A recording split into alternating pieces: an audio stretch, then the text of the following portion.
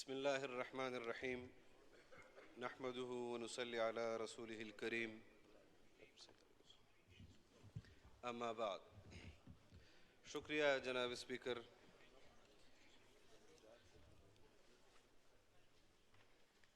ملک میں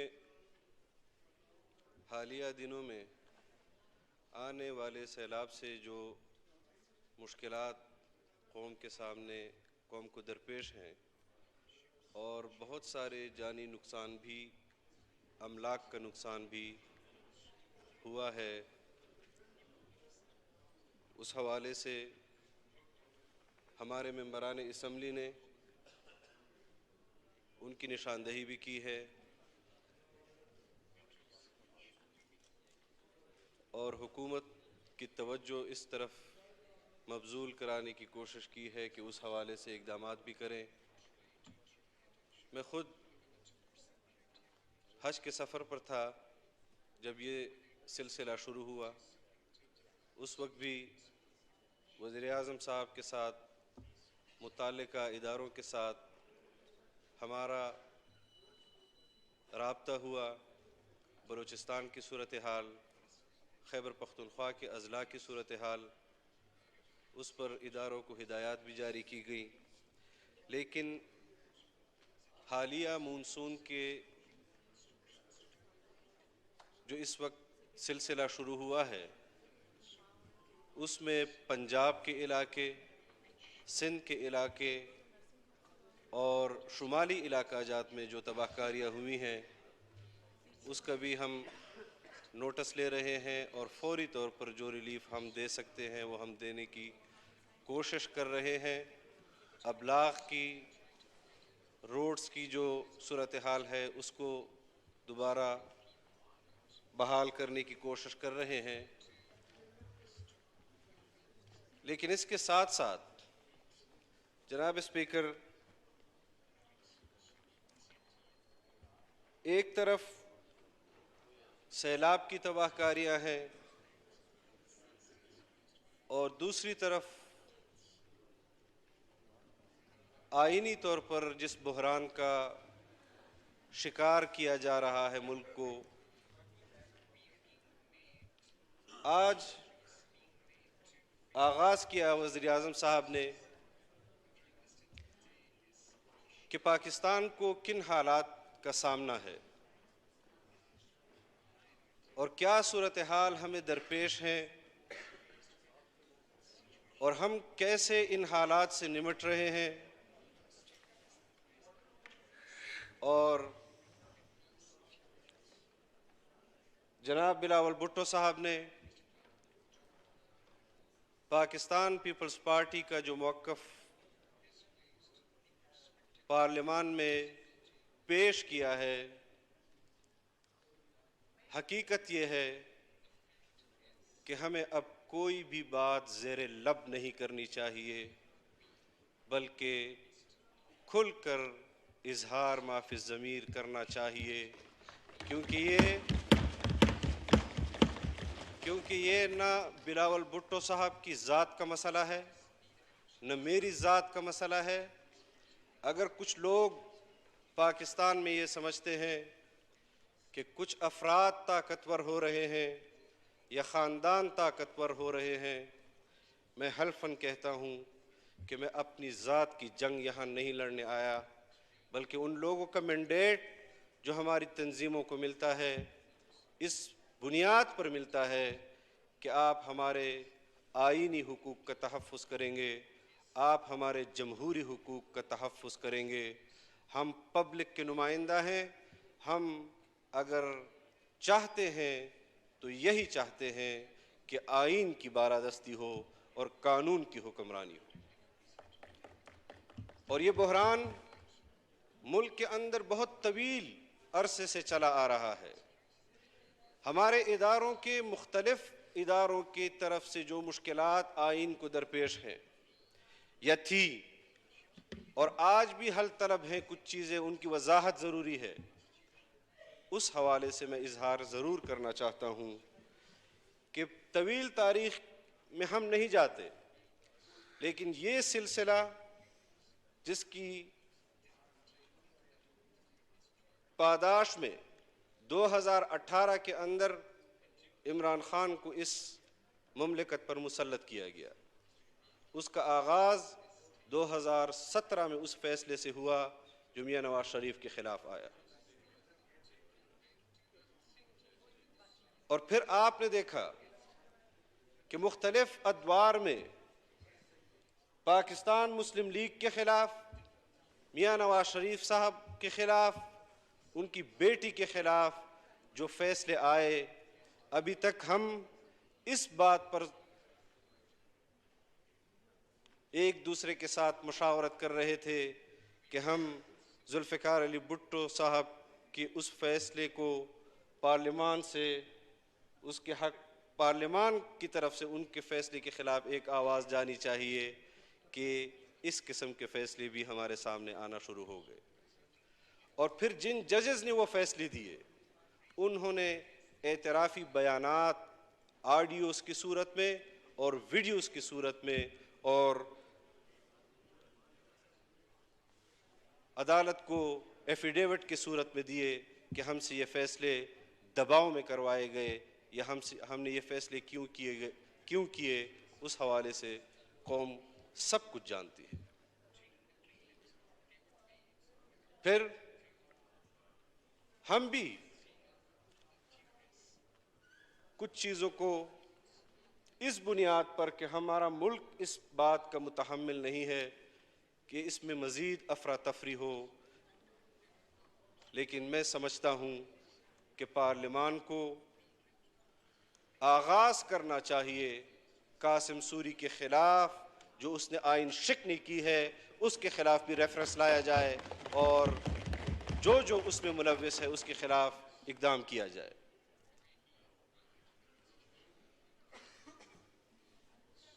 197 اور 96 افراد اگر ایک شخص کے حق میں ووٹ دیتے ہیں اور اس فیصلے کے خلاف عدالت سے ایک فیصلہ آتا ہے، 20 ووٹ مسترد کیے جاتے ہیں اور ان کو ڈسکوالیفائی کر کے ان کا الیکشن کروایا جاتا ہے. اس دن جب پریس کانفرنس سے ہم سپریم کورٹ گئے تو میں اس جذبے کے ساتھ گیا تھا کہ وہاں میں یہ سمجھ سکوں کہ ہمارے معزز ججز حضرات اس فیصلے میں تطبیق کیسے دیں گے کہ ایک مرتبہ ایک فیصلہ ہوگا اور دوسری مرتبہ اس کے خلاف فیصلہ ہوگا. فیصلہ تو ہم جانتے تھے اور زبان زد عام تھا، پوری قوم اس پر متفق تھی کہ یہ فیصلہ آنا ہے.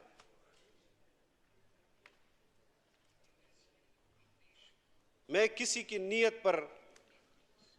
شک نہیں کر رہا، لیکن میں آئین کی بالادستی کی بات ضرور کروں گا، قانون کی حکمرانی کی بات ضرور کروں گا. اور جیسے بلاول بھٹو صاحب نے فرمایا کہ 2/3 اکثریت سے پاس ہونے والا ایک قانون، اس کے لیے اگر ہم فل کورٹ کا مطالبہ کر رہے ہیں تو پھر ہمارا حق بنتا ہے کہ ہمیں فل کورٹ دیا جائے. لیکن میں اپنی تجویز دوں گا کہ جہاں پر آئین کی تشریح ہو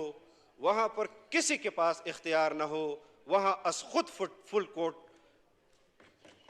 سماعت کرے. ایسے نہ ہو کہ ہم ملک کو تقسیم در تقسیم کرتے چلے جائیں. اور اس فیصلے سے بھی یہی اندازہ آپ لے سکتے ہیں کہ جہاں ملک کو وحدت کی ضرورت ہے، جہاں ملک کو اتفاق کی ضرورت ہے،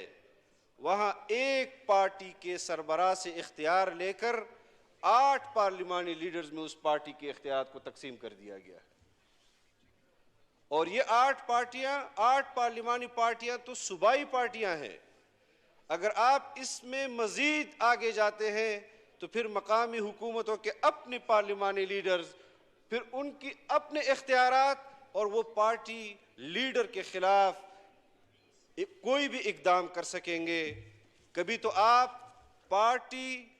کسی ممبر کو ڈسکوالیفائی کرتے ہیں تو اس کو پارٹی ممبرشپ سے بھی اس لیے ڈسکوالیفائی کرتے ہیں کہ پارٹی لیڈر ہی فیصلہ کن اتھارٹی ہوتا ہے، اور اس کو آپ پارٹی کی سربراہی سے بھی ہٹا دیتے ہیں، اور کبھی پارٹی سربراہ اتنا مظلوم ہو جاتا ہے کہ آپ اس کے اختیارات اس کے اضلاع کی جماعتوں میں منتقل کر دیتے ہیں۔ تو یہ سمجھ میں نہیں آ رہا کہ ہم کس طرح اداروں کو چلا رہے ہیں۔ اور بجا طور پر فرمایا میاں شہباز شریف صاحب نے، جناب وزیر اعظم صاحب نے، کہ مقننہ، منتظمہ اور عدلیہ، قانون پارلیمان بنائے گا،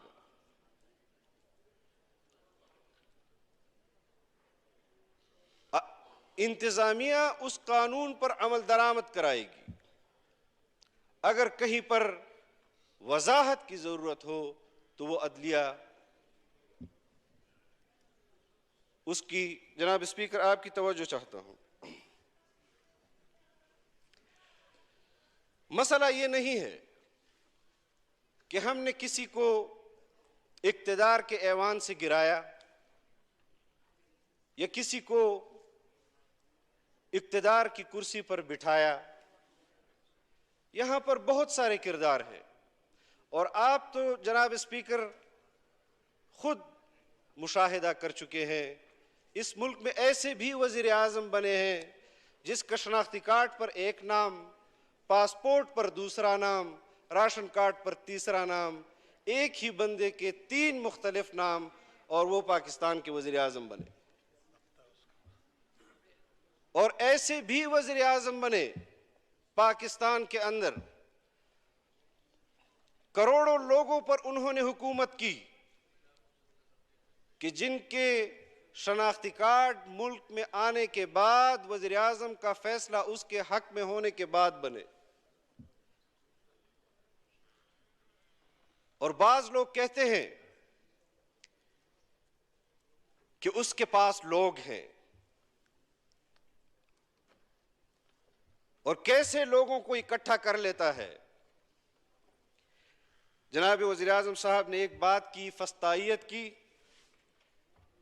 میں اگر کسی چیز میں اختلاف کرتا ہوں تو آج اس بات میں اختلاف کرتا ہوں کہ فسطائیت نہیں، جناب وزیر اعظم، میری قیادت کہتی ہے کہ وہ ہمارے لیے چٹکی بھی نہیں ہے۔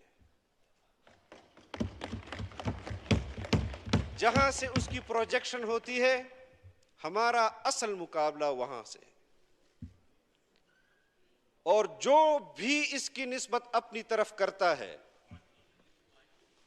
میں اپنے اس سٹیٹمنٹ کو اون کرتا ہوں کہ ہاں، میرا مخاطب وہی ہے۔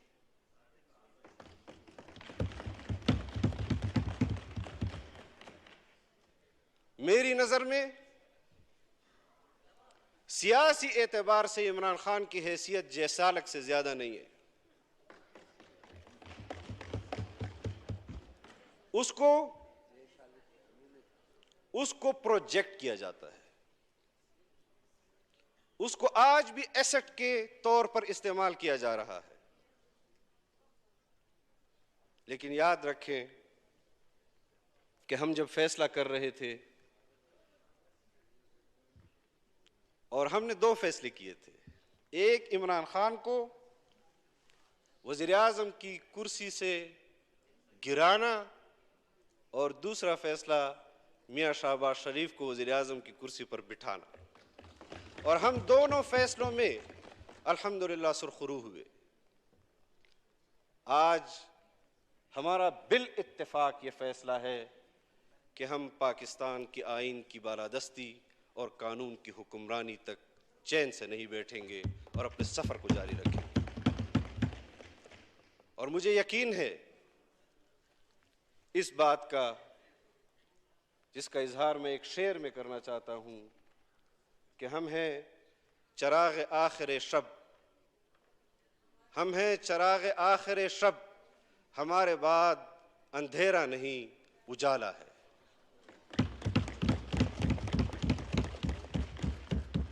تو تحریک انصاف کے لوگ جو اچھل کود رہے ہیں، ہماری ذاتی طور پر ان سے کوئی جنگ نہیں،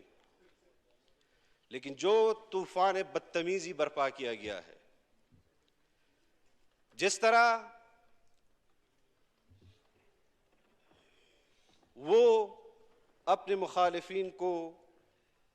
اور میں اس سے بڑھ کر کہتا ہوں، میں عدلیہ کا احترام کرتا ہوں، میں اپنے صحافی برادری کا احترام کرتا ہوں، لیکن جو 2 دن سے میں سن رہا ہوں وہ بالکل مناسب نہیں کہ آپ کسی کا استہزاء کریں، اس کی ذات کا استہزاء کریں، آپ بالکل تنقید کریں، آپ اختلاف کریں، لیکن کسی کے استہزاء آپ نہ کریں، کیونکہ ان کے بھی خاندان ہیں، وہ بھی عزت رکھتے ہیں، وہ بھی کسی کے نمائندہ ہیں، اور ہم لوگ تو وہ لوگ ہیں جو خالص نمائندے ہیں قوم کے، خالص نمائندے جو حقیقی ووٹ لے کر آئے۔ ہمارے بھی راستے روکے گئے، وہاں فگر میں ان سے تھوڑی سی خطا ہو گئی کہ وہ ہمارا راستہ روک نہیں سکے، اور اللہ نے ہمارے مقدر میں ایوان لکھا تھا، اور یہ بھی ہماری خوش قسمتی ہے کہ ہمارے اکابرین جو جدوجہد باہر لڑ رہے تھے، ان کی نمائندگی ہم اس پارلیمان میں کر رہے تھے۔ مسئلہ اقتدار کا نہیں جناب اسپیکر، مسئلہ اس بات کا ہے کہ جس بحران سے ہم اس ملک کو نکال رہے ہیں، اور ہمارا عزم ہے، آج بھی اگر ہم چین کے پاس جاتے ہیں، ان سے امداد لینے کی درخواست کرتے ہیں، وہ آمادہ ہو جاتے ہیں، اور دوسرے لوگوں کو بھی ہم نے آمادہ کیا کہ وہ پاکستان کے ساتھ تعاون کریں، لیکن اس کے بعد ایک فیصلہ آ جاتا ہے، عدالت میں لوگ چلے جاتے ہیں، ہر عدالتی فیصلے کے بعد روپے کی قدر گر رہی ہے اور ڈالر اوپر جا رہا ہے۔ تو جو ادارہ ایسے فیصلے کرنا چاہے تو پھر ہم اپنی معیشت بھی ان کے حوالے کر دیں کہ یہ بھی پھر آپ سنبھالیں۔ آج ہمارے ملک کے اندر بے روزگاری کی وجہ سے، معاشی مشکلات کی وجہ سے بدامنی پہلے بھی تھی جناب اسپیکر، لیکن اب اس بدامنی میں اضافہ ہوا ہے۔ ہمارے ممبران حضرات نے نشاندہی کی کہ کہیں پر ٹارگٹ کلنگ ہو رہی ہے، پورے ملک میں ٹارگٹ کلنگ ہو رہی ہے۔ قاری سمیع الدین صاحب کا شہید کا ذکر انہوں نے کیا،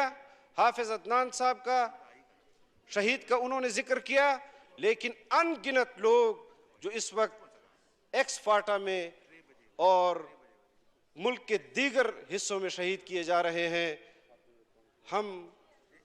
کس کے ہاتھ پر ان کا لہو تلاش کریں؟ ہم امن چاہتے ہیں، ہم امن کے لیے اقدامات کر رہے ہیں، ہم معیشت کی بہتری چاہتے ہیں، ہم معیشت کی بہتری کے لیے اقدامات کر رہے ہیں، لیکن خدا را حکمرانی کرنا وہ اس پارلیمان کے نمائندوں کا کام ہے، اور ان کو حکمرانی کرنی دی جائے۔ بلکہ میں یہ کہنا چاہتا ہوں، ہمیں یہ تانے دیے جاتے ہیں اور دھمکی دی جاتی ہے کہ آپ کی حکومت 2 ووٹوں پر کھڑی ہے۔ میں ان لوگوں کو پیغام دینا چاہتا ہوں، 2 ووٹوں پر کھڑی ہو یا 1 ووٹ پر کھڑی ہو، حکومت کریں گے تو غیرت کے ساتھ کریں گے، لالچ اور کمزوری والی حکومت ہم نہیں کریں گے۔ ہم نے اتنی طویل جدوجہد کی ہے۔ اللہ اکبر، اللہ اکبر۔